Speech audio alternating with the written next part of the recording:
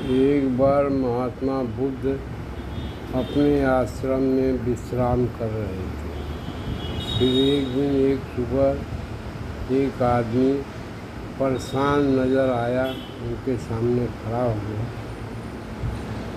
हे बुद्ध, ये दुनिया बहुत स्वार्थी है, सब अपने मतलब के हैं, कोई दूसरे का सहायता नहीं करता। आप मेरा सहायता कर सकते हैं, आपको परम ज्ञान प्राप्त हुआ है, कृपया मुझे भी इस परम ज्ञान दीजिए। तो बुद्ध बोले, ऐसा क्यों सोचते हो कि मुझे ही परम ज्ञान प्राप्त हुआ? ऐसा क्यों सोचते हो? होता नहीं, आपका नाम बहुत नाम सुना हो, सब जगह सब शिष्य आते हैं, संघ है आपका, उसमें सब लोग आपसे ज्ञान लेते हैं, तो मुझे भी अपना शिष्य बना दीजिए। बोले, कहाँ कहाँ किसके किसके पास गए? बोला, पहले मैं घर में कविता लिखता, कवि था। कवि वाला व्यवसाय मेरी पत्नी को पसंद नहीं था। वो झिझक कर बोलती थी, तुम क्या काम करती हो? कोई दूसरा काम करो जिससे 4 पैसा की आमदनी हो, क्या कविता लिखती है? घर का खर्च नहीं चल रहा है। फिर वो डेली झगड़ा होता था। फिर वो एक दिन गुस्से में आके घर छोड़ के चला गया। फिर अपने मित्र के पास गया, बोला, हमारा कुछ सहायता करिए, हमारा ये प्रॉब्लम है। औरत मेरे से बोलती है, इसे कभी वाला धंधा छोड़ के कुछ दूसरा करो जिससे ज़्यादा पैसा कमाया जा सके। तो बोला, वो तो ठीक ही कर रही है, पैसा कमाना तो ज़रूरी है ना। फिर वो भी उससे निराश हो गया। इस आशा से गया था कि हमको कुछ सहायता मिलेगी, नहीं मिली। फिर वो वापस आया। फिर बहुत सन्यासी साधुओं के पास गया, उनसे ज्ञान की उनसे सहायता मांगी कि हमको ज्ञान दीजिए, जिससे मैं शांत रहूं, कुछ हूँ। फिर बोला, मैं यहाँ भटका, लेकिन कोई मेरा सहायता नहीं किया। फिर बुद्ध बोले, तुम दूसरों से इतना क्यों अपेक्षा करते हो? सब लोग तुम्हारा सहायता करेंगे, तुम अपना प्रकाश क्यों खुद नहीं बनते? दूसरा लोग कैसे तुम्हारी सहायता करें? बोला, नहीं, आप मेरी सहायता कर सकते हो, आप हमारी सहायता कीजिए। बोले, अच्छा, मैं तुमको एक घड़ा देता हूँ, इसको संभाल के रहना, जो जो काम मैं बोलूँगा वो करते जाना। पहला काम, ये घड़ा घर पर रखता है, और जब तुमको मुझसे कुछ पूछना रहे, ये घड़ा लेके आ जाना।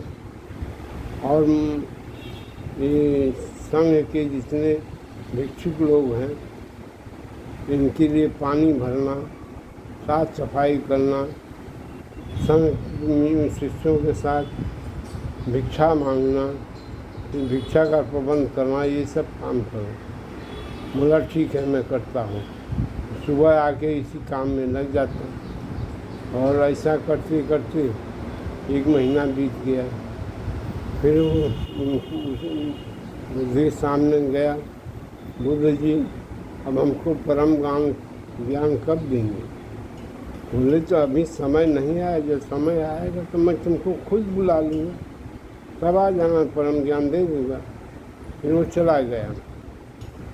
फिर 2 महीने बीत गए, 3 महीने बीत गए।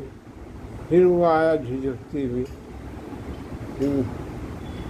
बुद्ध हमको ज्ञान कब दे रहे हैं? बोले, समय आएगा तो दूंगा। फिर वो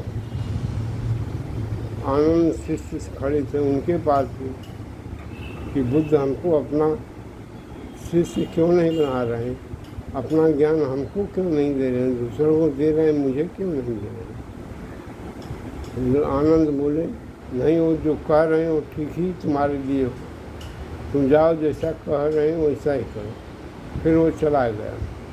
फिर ऐसा करते करते 6 महीना बीत गया। फिर एक दिन वो गुस्से में आया, मटका लेके आया, बोला आप मुझे क्या परम ज्ञान देते हैं कि नहीं? बोले नहीं, अभी समय तुम्हारा कहाँ है, मैं तो बुलाऊंगा ना, जब समय होगा तो बुला लूँगा। तो अपना बिना बुलाए कैसे आ गए? फिर वो मटका उठा के पटक दिया। बोला आप मटका देके मुझे गुलाम कर दिए, मुझसे जो काम करवाएंगे वो मैं करता रहूँगा, और जो मैं चाहता हूँ उसको न बता के इधर उधर की बातें करते हैं।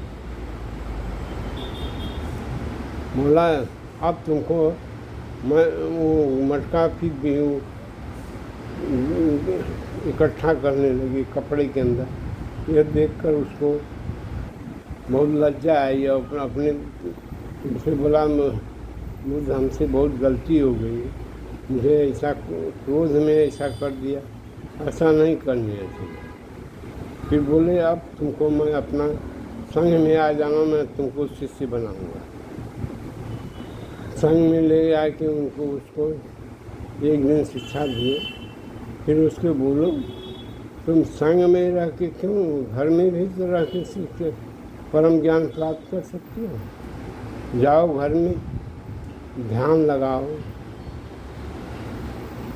संसारिक जीवन से भागोगे तो परम ज्ञान का नहीं, ऐसा जरूरी नहीं सन्यासी ही परम ज्ञान प्राप्त करता है, गृहस्थ रसन में रह करके भी परम ज्ञान प्राप्त कर सकती है। तुम जाओ घर का काम करो, बाल बच्चा सबको देखो और समय निकाल कर ध्यान लगाया करो, और इस प्रकृति के बारे में सोचना शुरू। प्रकृति क्या है, कैसे संचालित हो रही है, क्या है इसके बारे में सोचो। हो गया, फिर ध्यान लगाना शुरू किया, अपने आसपास की चीज़ों को वो सोचना शुरू, ये कैसे चल रही है, वो कैसे चल रही है। तब उसको धीरे धीरे समझ में आना शुरू हुआ, नहीं ये तो अपने आप चल रही है, मतलब कोई चीज़ नेचर चला रहा है, कोई दूसरा नहीं चला रहा है, ये प्रकृति संचालित है।